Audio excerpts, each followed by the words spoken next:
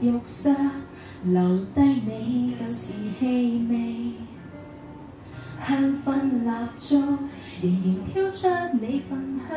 氣，而這份味覺太過鋒利，突然地觸動我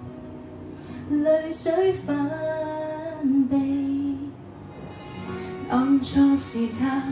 強將你令人妒忌，